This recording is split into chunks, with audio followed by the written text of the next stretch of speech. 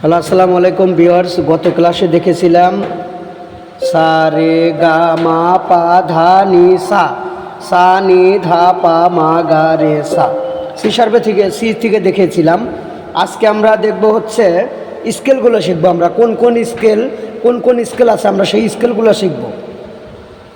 C, C sharp, D, D sharp, E, F, F sharp, G, G sharp, A, A sharp, B.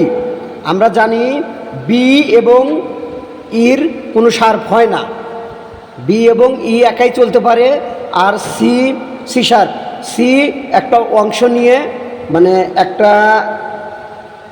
C, C শার্পের অংশ হয়ে চলাফেরা করতে পারে। এই জন্য বি এবং ইর কোনো শার্প হয় না।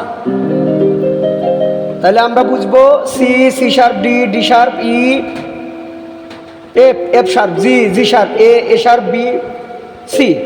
তাহলে আমরা বুঝলাম ই এবং বির এই দুটোর কোনো শার্প চিহ্ন হয় না।